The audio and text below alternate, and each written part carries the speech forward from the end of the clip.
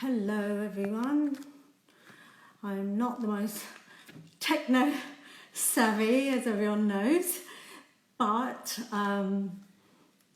here goes. So today is quite a exciting thing for us because people that know me know that I'm not techno savvy, and I've been on these Instagram lives, and my business partner was Millie Kendall MBE, who is going to be joining me on this live, which must be a turn up for the books, because I think everyone's seen me individually and then they've seen her individually, but they've not seen us do this kind of thing together. So just before oh, it's nice, look at everyone. There's Liana, there's Kathleen Bray, there's Lang, Lucia.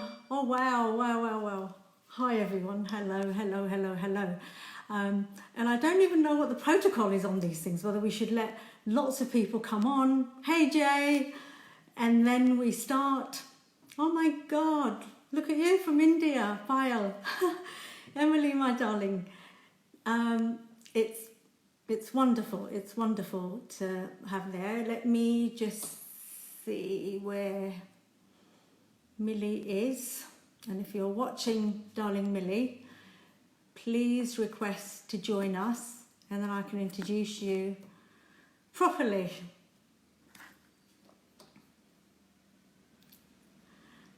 Gosh, people watching from Kenya. Nadira, thank you. Artie, it's so nice. Okay, so there.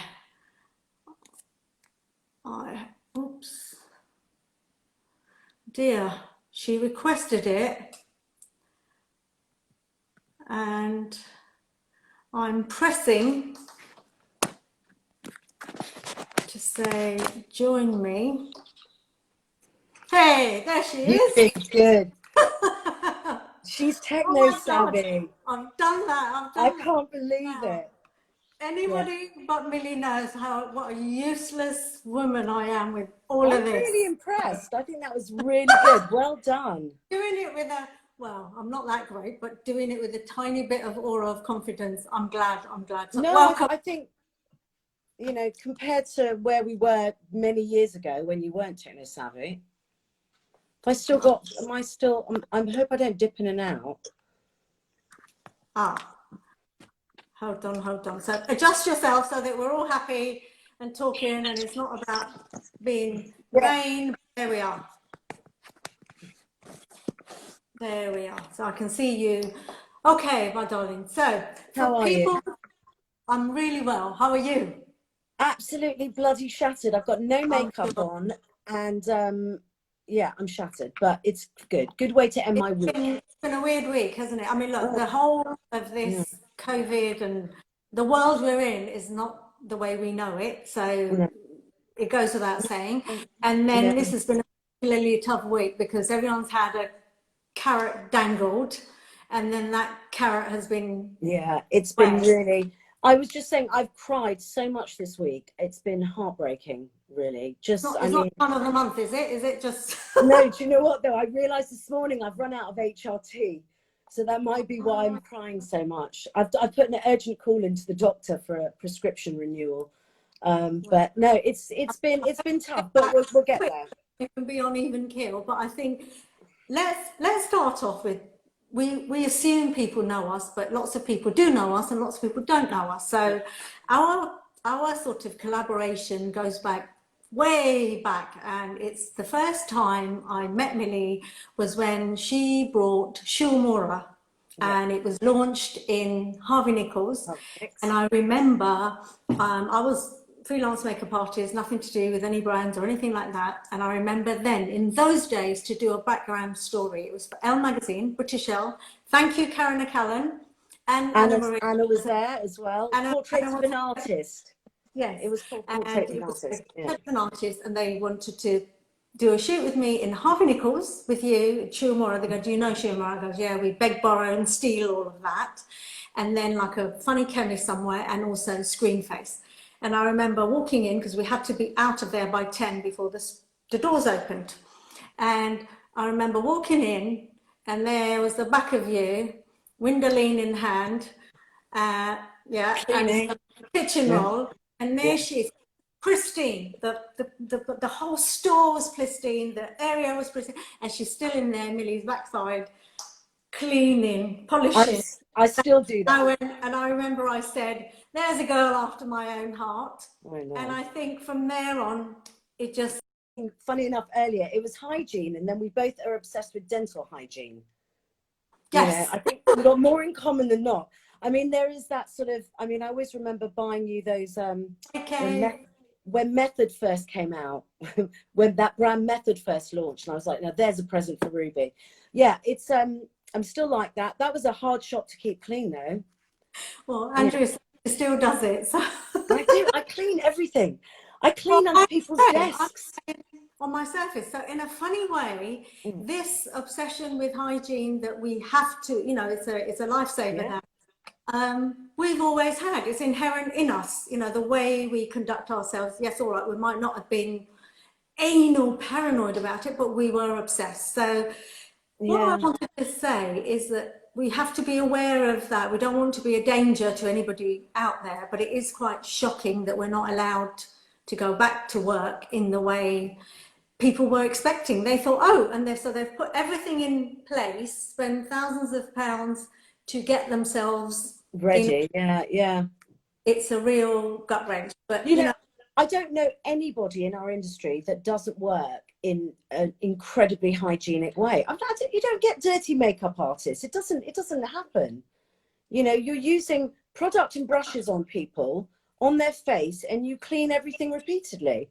It's just, I'm shocked, really. It's what I'm saying. And then we would implement all the other things we'd have to put on now. But at the end of the day, we'll have to just keep pushing on there so that they realise the severity of what they're doing and how sexist it really is, and that this industry breeds a lot of, it brings a lot of money, and it brings a lot of... Yeah, £30 billion a year to the British economy. That's so at the end of the day, well, you from the British Beauty Council have got to keep pushing, so have all of we, just to get them to understand that this is not just a kind of frivolous throwaway thing. There is going to be a lot of big businesses are going to not survive this setback. But I think when we launched Ruby and Millie, we felt that the same way. I don't think that our sentiment or how we felt about our industry has changed at all, because I think back then we were like, we're not just a couple of girls who are mates and have a makeup range. That it was serious business. It was serious business. We worked our asses off. We made a load of money for a lot of people. And I think that just sort of the notion that it's just a bit of fun stuff the girls like is just ridiculous. It's, you know, in 2020, quite frankly. Back to that. So look, before we did Ruby and Millie, we were obviously working prior to that, like George, my ex-husband, and I, and we brought Aveda. We were the UK distributors for it, and you were our marketing and PR, and we were your only client. So we figured a way of how to retail that in a multi-tiered way. So it launched in Harvey Nichols in a department which was unheard of. Even for them in Aveda, it was like quite a bold thing for the late... Horst wasn't happy about that originally. No, Horst was happy. His team wasn't. His team wasn't happy. He got it. The rest of them thinking, we don't know these people. What are you doing? We are a professional brand. And then we did it in Salon International. So there were these concept salons. And then we launched and we put it in QVC. QVC, yeah. Didn't have the kudos it had in those days, where people would think, oh my God. No, I think it was, it might have been one of the first, it was, I think Aveda and L'Occitane, from my recollection, were the first beauty brands on QVC, I think, or at least close to it. Saying that it doesn't have to be done in a tacky way. You can do it in your own brand, personality way, show it well, and we were in there. Now, if you're not in there, there's something wrong with you if you're not in QVC. But we fought a lot of battle prior, everything like that. And so that by the time, you know, from that Aveda, we launched Tweezerman, we had L'Occitane, we had Falgo, we had all sorts of other brands. Yeah. I forgot by, about Talgo. I yeah, forgot about that so one. by the time Yeah. we come to Ruby and Millie, it's not just a cottage industry. You know, it's not just you and me blending it all up in our little kitchens and thinking, what should we do? You Yeah. have full-blown career Mm. as a marketing and in PR, and you've got a job to do. I was a makeup artist, and this was our third hat, and we had to sort of launch. Yeah. Without saying it, it was a disruptive brand. I mean, we Yeah. didn't. Yeah, I mean, I guess we didn't really know it at the time. We just had an idea to launch something that was sort of accessible to people. It was, you know, because the brands that we'd launched, we'd made them accessible, but they hadn't really started in that way. They were quite niche. So it's only looking back on it now that you realize how disruptive it was. Well, hindsight is everything, isn't it? But at the Yeah, end of the yeah. day, we were always inclusive. Look at us. Look at us. You know, it was, I was older than you, and all right, somebody might say it was that, and we launched in Boots, but the actual, they were the backup behind it, but we launched in Harvey Nichols and then And Selfridges. Selfridges, yeah, and then The Selfridges. whole, people might know little bits Mhm. about it, but it was, we Yeah. did all of the work, and it took 2 years from 1996 to 1998, and we had to have different hats on, like I And I took on. was pregnant as well.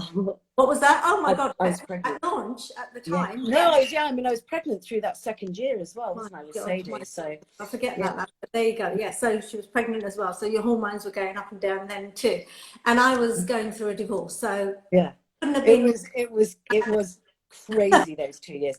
But I But think, yeah, go on. well, no, but what I'm saying is, at the end of the day, the process was long and deep and thorough. And I think people, I don't want people thinking Ruby Millie was frivolous. And the reason 20 years on, even though it doesn't exist anymore, people look at it and they hold it up, and people have copied it, haven't they? I mean, I'm not flattering you or me. People I have. found some. I've got loads in I storage. don't have that much. I just find, sometimes I just find odd bits of it lying around.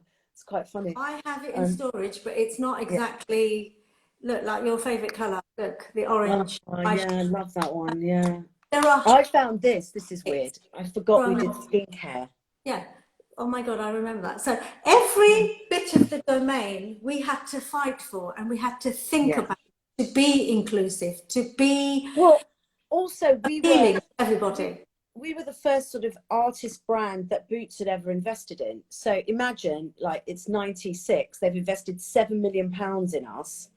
A, we had to deliver, and B, we'd never worked with a big corporation like that. So we were like trying to fight our corner. You always used to say it's like being a jet ski, and they're like the juggernaut, and they're heading towards a Titanic, and we're trying to go, no, you've got to go this way, and they're like, no, we're going this way. You know, it was really difficult, wasn't it? It's difficult It wasn't because easy. yeah, no, it wasn't easy, and they weren't used to someone like us either. So we No, were yeah. ideas. I mean, right at the outset, I've got to say, I take my hat off to them, because if they hadn't backed us, we wouldn't have existed. Yeah.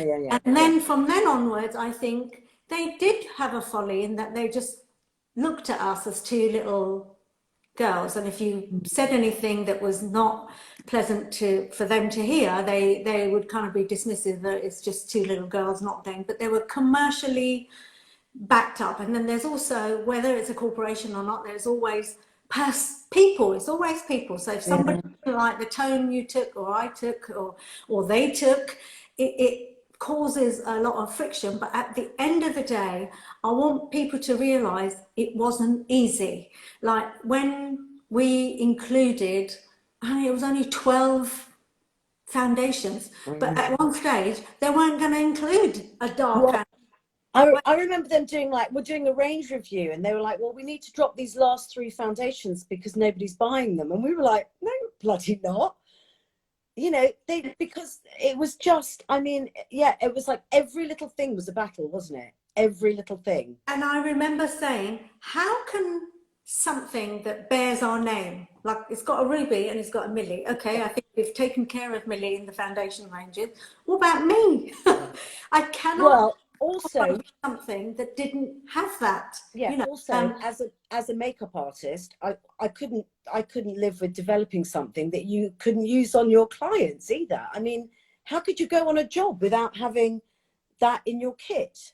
You can't work as a makeup artist if you don't have a full array of products. I mean, that's a given. I mean, from my side, I came from Shu Uemura, and they had 2,000 references, and there was every color under the sun. So it was my breeding. I didn't really, I had no idea that why would you not make a full range of color? What's the purpose of that?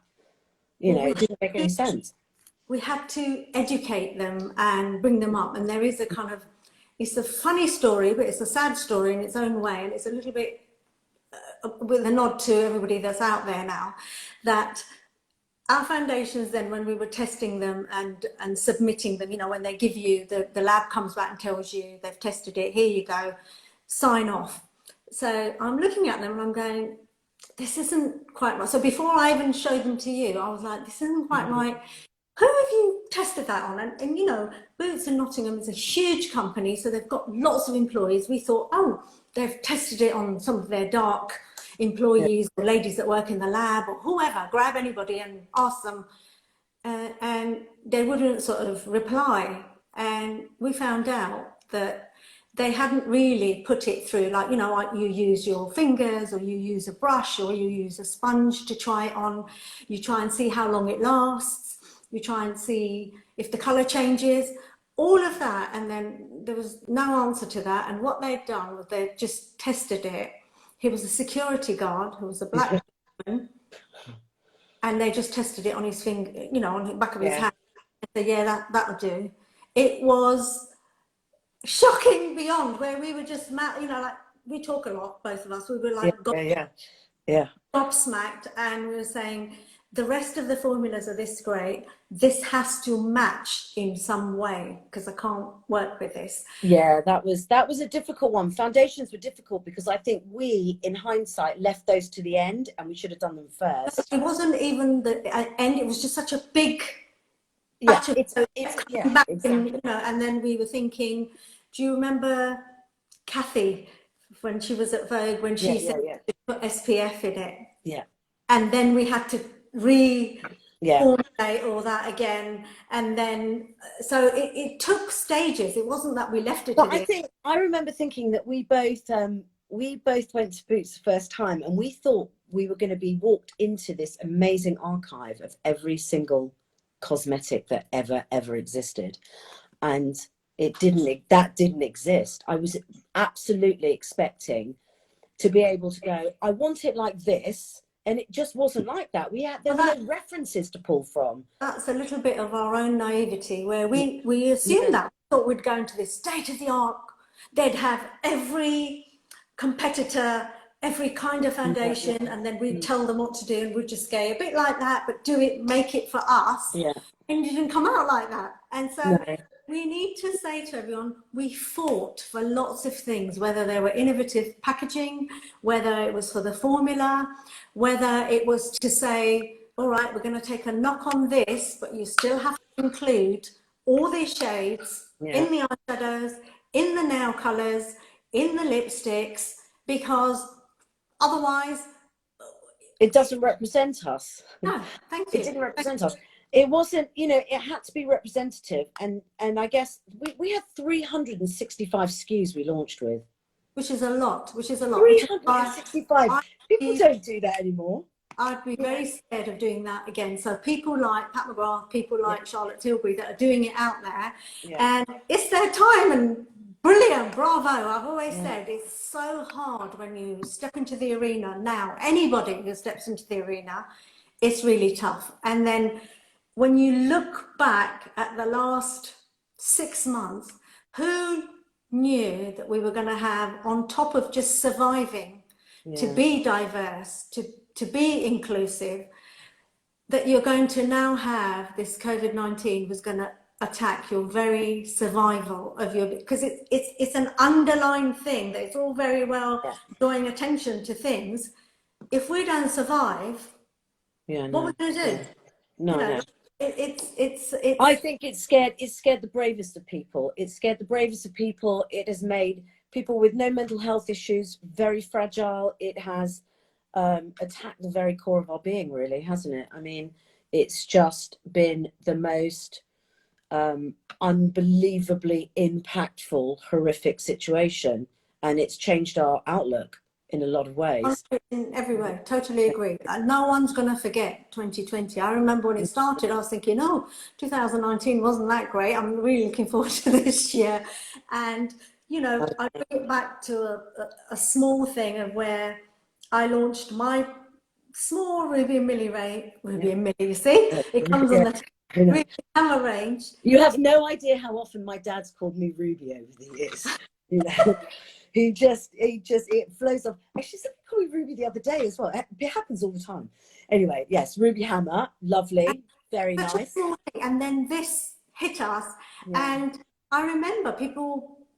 I'm just thinking we've got it into lovely doors. I got it back into Harvey Nichols, and Soho Farmhouse in Berlin, in Miami, and here, there, and then those doors are shut. I know. So we then have to think it's all about the survival again, and we have to be inclusive online now. So I don't want my voice to be shut down and not to drown out anybody else's very vital voice. And like, it's wonderful that someone like Ate Jewel, who we adore, she's having a moment there, and I hope I sort of sit back when she talks about her foundations and things like that, and I think, oh my God, it takes us straight back into the battles we had, and we think 20 years later we're still fighting the same shitty battles. I mean, that's the thing, isn't it? It's like, I'm actually quite appalled that we haven't gotten any further with this. I mean, it is, you know, when we developed those foundations back then, and the concealers as well, when we did fluo concealers, so you could mix it, so because obviously,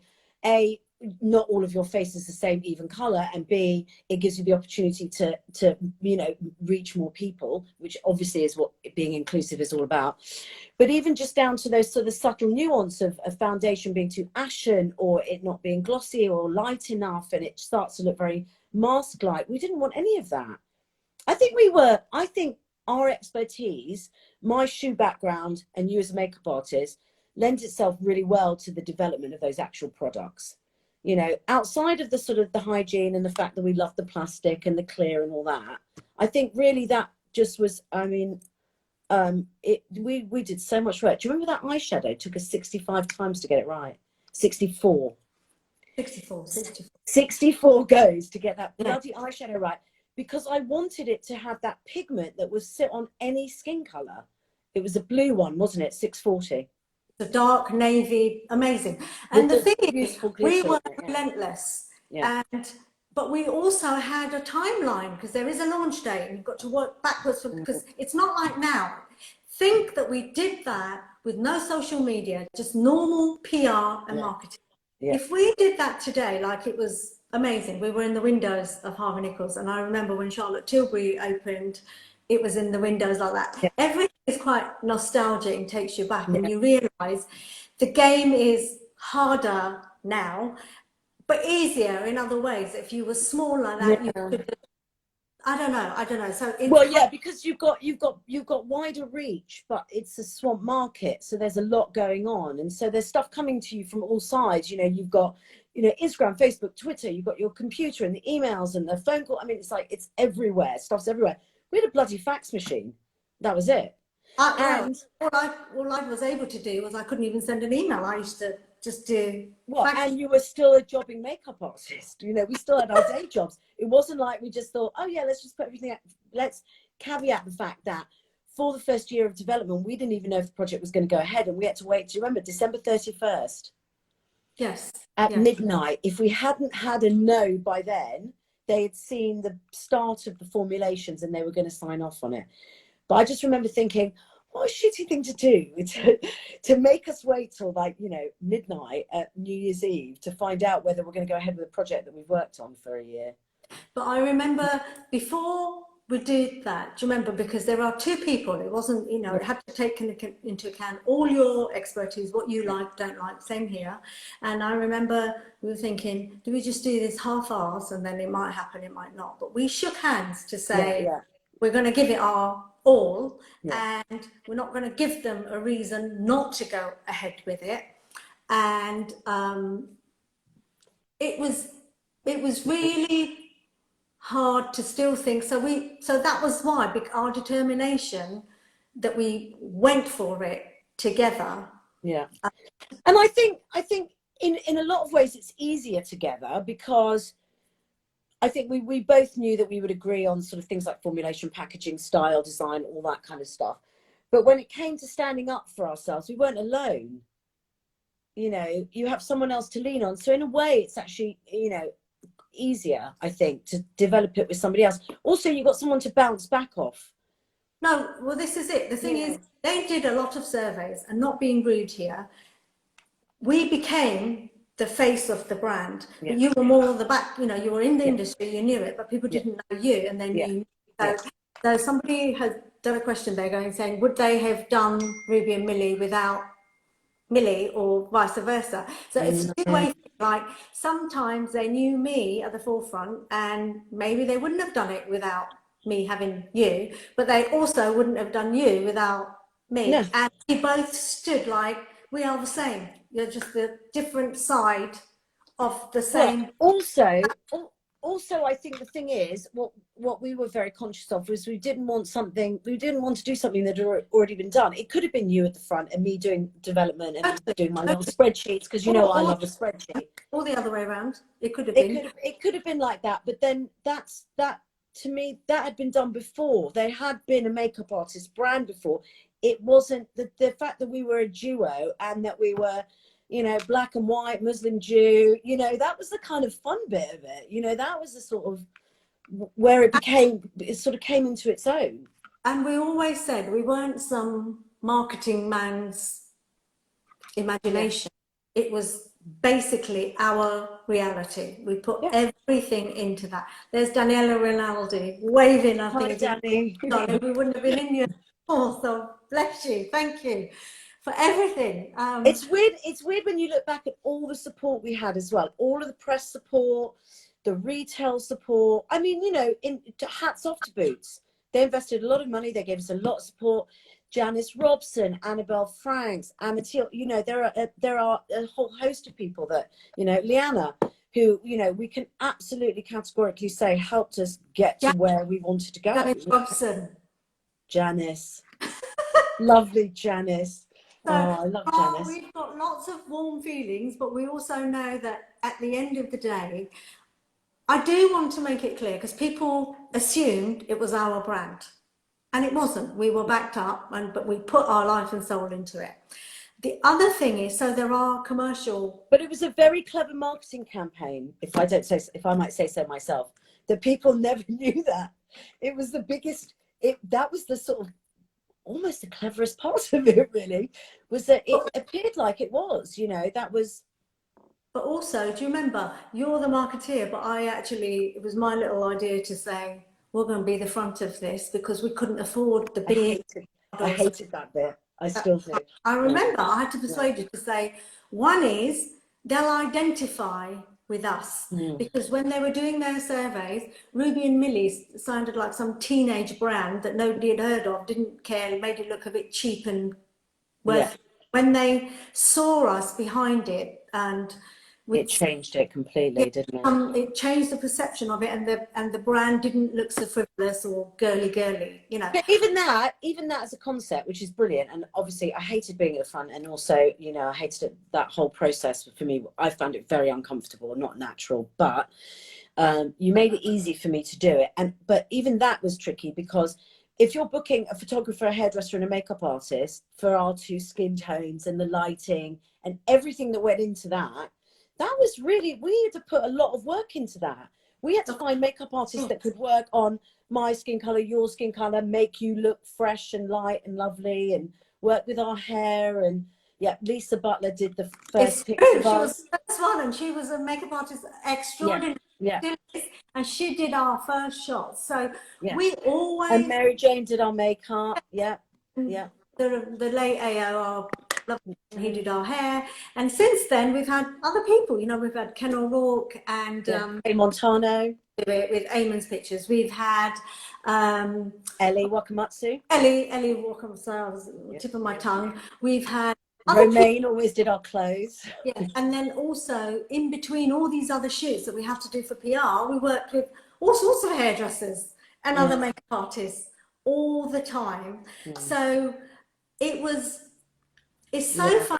You were back of it 1 minute, front of it the next, and ticking at the back of your head is that you have to, someone has invested money, you have to make a return. Yeah, we had to deliver. We had to deliver. You had to do the return. And we had you can't just put that product on a shelf and hope that God someone buys it. That's not how it works. Down from your role as doing the PR. So we have to thank our friend Joe Titchener, who's out there, and it was Purple PR in those days. Pushing it, and so it just goes to show this was a machinery of its own, of its. Yeah, I mean, look, every decision was well thought out. It was calculated. We always agreed that nothing would go out, no decision would ever be made unless we both agreed with it. We had that agreement from day one, and we stuck to it. We did not allow anything to go out with our name on it, no images, nothing, until we had both agreed with it. You know, and that's the way it should be. Had both our bloody names on it, you know. Yeah, I mean, it was gosh, you know, it's something that you can put to absolutely anything nowadays, isn't it? You can kind of take that experience and say, true, you know, we did something amazing. We really did, you know. And also just for people to realise that we had this clicky lip gloss, right? And just a practical thing about that, the MOQs, which are minimum order quantities, because this came from Japan, it had thousands, and we couldn't fill it all up. So we did 10 shades of the lip glosses. Yeah. And we had to use that same packaging with all the cream eyeshadows. And the cream eyeshadows. And the concealer in the base, front, right? And then we thought, when you want to elaborate and go a bit more, you think, okay, what about a bigger foundation brush like that? And I remember it took ages, and I'm just looking here. We did do it, and it was like a big pump up, you know, clicky pen. It's the refillable one. You know, I haven't got one here to flash up. It's in storage, and my storage is miles away.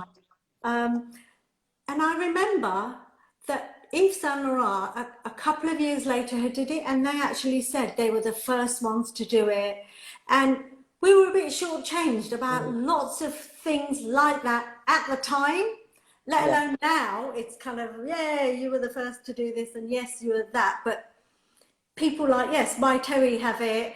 I think Choi Surat has it. But we had it in 2000. By that time, it was 2000. It wasn't 1998.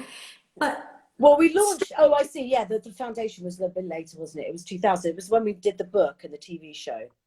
Yes. And the accessories, because we launched accessories in 2000 as well. 2000 was a busy year. We launched accessories. We did a TV show, wrote a book. That was a really busy year. Then somebody's asking, how did we come about that packaging that was different? And it was, again, I have to say, it was about transparency for us, wasn't it? I think we just didn't want to hoodwink anybody, and we were just like, let's just make it really clear so people can see what they were getting. It was obvious, really, wasn't it? No, and totally, like, before that came about in that way, this was an inner component of something like a Yves Saint Laurent Touche Eclair or something. We found it, we saw it on someone's desk in the lab. Do you remember? I was like, what's that? That's what we want. Because we'd seen so much rubbish that we didn't want, you know. Yeah, and then they said, that's not very Ruby and Millie, I remember. And you were like, we were standing there going, so you're going to tell us what is Ruby and Millie. But in the end, they understood. They got it. They got it. And I suppose what I want to say is, it was thanks to everyone's support and all these people saying, I've Yeah. still got my brushes. You might have the makeup, but keep it as a iconic item. You Yeah, I can't use pulled this any of that. out and it's gone all, I You pulled one of can't the, use any of it because it's gone off, and then you're going to accuse us. I don't want that. But no, brushes, no, no. yes. So you can imagine that how passionate we were about it, and to have left it. And I think people don't ask us straightforwardly like that, because they just assume, oh, it went bust or it went this. No. No, And no, no. I do get asked it quite a lot. I mean, I think that again, we'd always said if one of us wanted to go, we'd both go. We always had that agreement, and I think we both just got to the point where it was time to leave it behind. I mean, I personally felt lacking.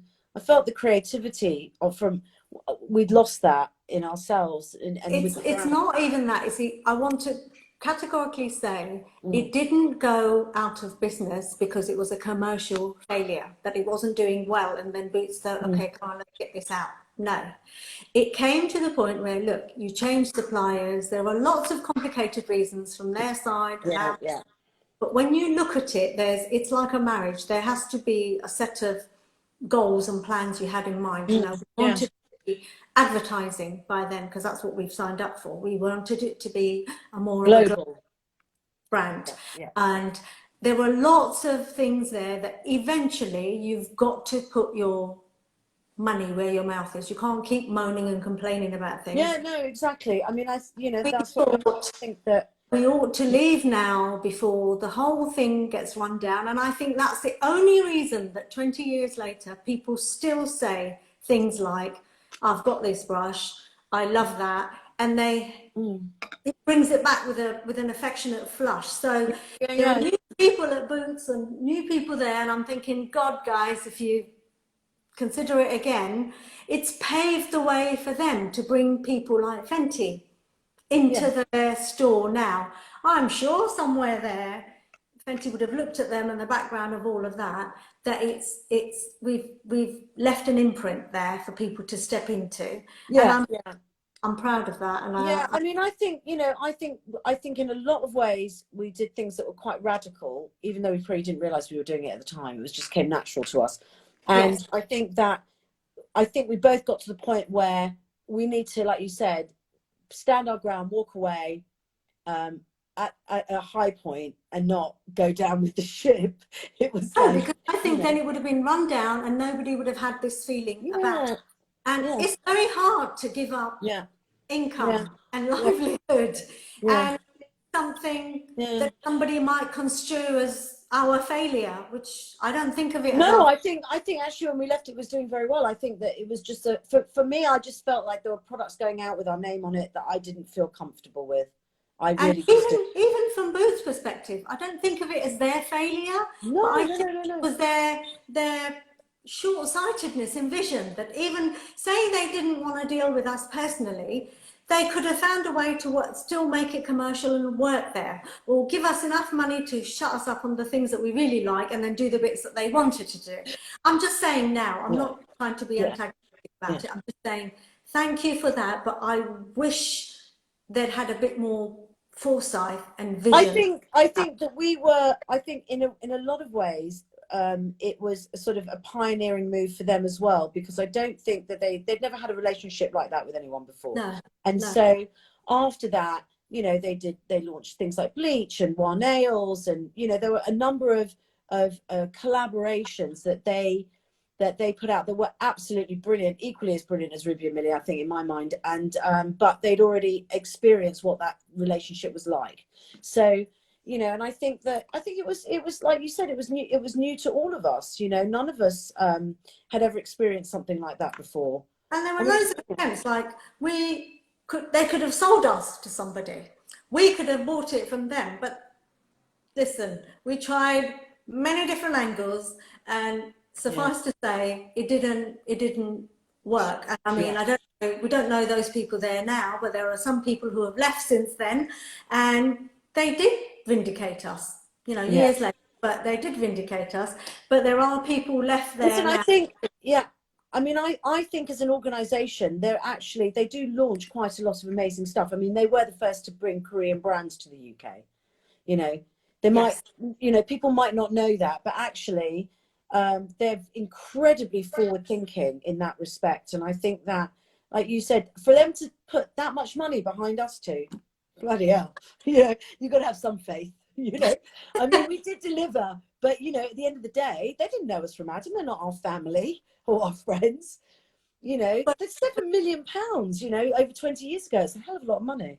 It is a lot of money, and in a funny way, now I've not got the gumption to start it again. But people say bring it back, and I think, well, we can bring it back, but it would need an awful lot of money. It would need people with deep pockets.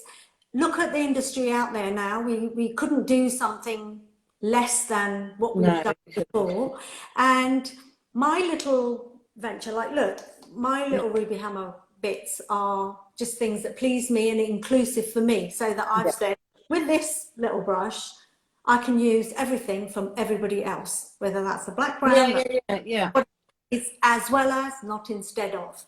The bits that you've got at Beauty Bar are things that you love with Anna, and all of that. So we are moving in that way, and if somebody wanted to, what I was going to say though, we completely missed the point that the accessories range that we launched, which was pretty pioneering because there wasn't really anything other than boots and accessories, was only a few SKUs, wasn't it? Like 10 SKUs max. And we did some really interesting things, like the eyelash color with the eye drops in it, and the brown lash comb that everyone still talks about. Tons of people still have. They took it into No 7, and then they took that everywhere. And we designed that. We designed that. We should have had I copyrighted that, but anyway, you learn in hindsight. But what's really interesting, and I when with your Ruby Hammer range, it's that what people don't know is that accessories range took more in 10 SKUs than the entire makeup range did, with 365 SKUs. And so actually the concept of having an accessories range like you do is absolutely brilliant, because you haven't got all the regulatory rubbish that you have to go through in terms of, registering all the sort of ingredients, the INCI listing and all that kind of stuff. And people buy accessories. They have to use tools to do what they do. So, I mean, it's very clever. I think it's brilliant. So the funny thing is, I had some sort of guideline of what we're going to talk about and what we're not going to talk about. But you can see we talk a lot. The pair of us do talk a lot. We do, yeah. There are questions here that, you know what, we will answer afterwards, because we can't answer everything that comes up like that. So we will answer. And I also think there are still tons of little stories and things that we haven't covered. There's so many. So before this live, we had a little chat on the phone, and I was saying that I thought that it would be a really good marketing campaign for us to stand either side of the Wailing Wall, because I thought that would really show who we were. I don't think Boots took very kindly to that. Wow, look what I've just found. What? Oh my God, is that the metallic powders? Yeah. Oh my God, it's a black one. It's gone everywhere. Oh well, I'll get my cleaning gear out in a minute. Wow, amazing. And then people, we had a book, we had this, people saying, do this, do that. And I think we can, but you need the support, and it takes a lot of time and effort. So, it was a lot of hard work. I don't think I was ever 100% comfortable with being the face of it. I think that I would develop a range, in a heartbeat, but I'm not so sure I'd put my face to it. It's harder now, and like I say, there plenty of people have done that now, so it's if the right proposition came, I'm sure we would be up for it. In a way that's comfortable and take it because the game's changed, because you could do something and have it be direct to consumer. We didn't have that option. There wasn't direct to consumer retail from brands at that point. I mean, this is like you're saying, it's before social media. As Lang has just said there, she goes, it's not the ideas, you've got to have the investment and the backing, because at the end of the day, everybody, please realise this is not fun and joke. You are legally bound. It's a commercial, financial, it's a lot of stress, a lot of work, and no disrespect to you, but I'm a lot older than you, and we were younger then. We had that energy. We had to, and you were a single parent. Hormone replacement. There's a gumption. This year I'll be 59. So next year I'll be 60. And thank God, all right, I might not look it, touch wood, you don't look it either, but you don't have the same Energy. drive. And I don't want to Yeah. shortchange us, but there's things that have come in life where different priorities, Mm. different. So unless it's the right kind of. Yeah, and I think, you know, I think also with the British Beauty Council, it's astounding how much bloody work that is. I mean, that is, you know, Anything that you commit to, people yeah, need to realize anything one puts mm, commitment to takes effort. 100% of your time. You have to do it properly. I've just found, look, Oh. it was out of that. Oh my God. And also Sheila and That Gary, was my a tea. face bag, and it was actually tooled. Look. Yeah, I know. That Oh was, my God. yeah. But the thing is, we can reminisce about each of these Well, products. We can reminisce about what we did. I had a And I conversation the think we other need day. more time. No, I But I know. just think I want to say to everyone, there are loads of questions out there. We're happy to answer that. There's nothing to hide. You've been quite upfront. I've been quite upfront. But people, I really salute everyone that's out there in the marketplace. We need to fight for our industry because Yeah, we it's really not as do. bad as some other industries. It is, you know, we need to wake up this Black Lives Matter and all the things that I feel we've always, it's inherent in us. It's not something we've had to learn today, tomorrow. It's in us. We've got to do more, and we've got to. I've always been inclusive. I don't just want to be an Asian makeup artist or somebody who's a black makeup artist. I want to do it by my own efforts. You know, like Standards. Well, it's your for that. standards, your efforts. But in the meantime, the more people you see like yourselves out there, whether it's products, whether it's on TV, whether it's an actress, whether it's a model, or on the boardroom or in the factory or in the thing, it makes us fit tight like that. Yeah, I mean, I do Go think forward. that, yeah, I do think that the biggest, I mean, funny enough, I hosted this morning, not funny, but it was, I had a little cry again, but we hosted a diversity and inclusivity think tank. And I think a lot of what I'm hearing and what I'm feeling is a lot to do with education in makeup and hair. So I think that's really important that we fix that, because That's it going is not, backwards again, but you know, the steps backwards so that we it have can to go start. back to the beginning. When do people start? They go to, so somewhere between 13 and 19, you might be learning, you know, how to use products or whatever. You might go to school, 16 through 19-year-olds, you know, further education, doing hairdressing and makeup artistry and skin. And it's shocking, but it is not mandatory No, to this is what be it needs to be. inclusive. It needs to be mandatory in the beauty colleges and the beauty schools and the makeup artist schools. Absolutely, absolutely. But also before that, in your Yeah, education, whether you're learning yeah, history or geography or yeah, something yeah, like absolutely. Yeah, that, so yeah, that everybody can, it's all aspects of life has to come together. And yeah. because we know we're human beings and it's natural to be a bit elitist, we have to really just work together, and every one of us has to put our little bit in there to soldier on. And if people have liked this chat, Yeah, to stand ask, up. come and You talk know, again. But I'm so wary of like not running out of time. You know, like we've got, I can't yeah, even we've tell got. what time it is. What time? Yes, we talk a lot. It's really we talk Yeah, a lot. So I really want to be able to save all of this because, like I say, I'm so scared of not saving it all. But just to know that can we tell everyone the story about when I made you take a Nicorette? Oh, no, I'm just kidding. do it quickly, and then that will be on there. Okay, I just wanted to no, because it's stupid.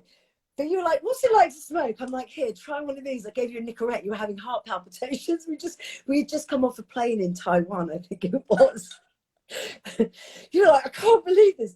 Anyway, yeah, we've got loads of funny stories. There Yeah, are up teen stories. yeah. There's like things like landing in Thailand and seeing yourself first time as one of Oh those my God, on the side of the billboards that are like Jesus. gigantic, like Times Square, and you're It like, was never absolutely been heard. terrifying, and my hair had gone all frizzy. And you made me go to the salon in the hotel to have my hair blow dried because we were going straight to do live news.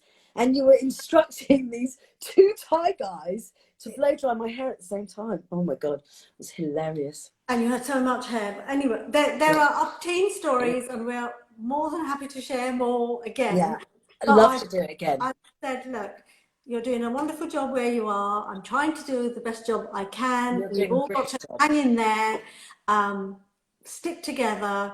Yeah. We've got questions. Please send them, and we'll try in these busy schedules that we have. We'll try and do another one if that's what people want. And you know, all the we won't salacious skip stories we've heard today. We'll do new stories. But I just wanted to say thank you very much, because you've been doing this on your own. I've been doing that on my own. And I know we have. We've been working take good care. And too, thank you everyone for listening and supporting us. And we just have to hang in there together. Thank you. You take care. Love you, Rubes. Bye. Bye, darling. Bye.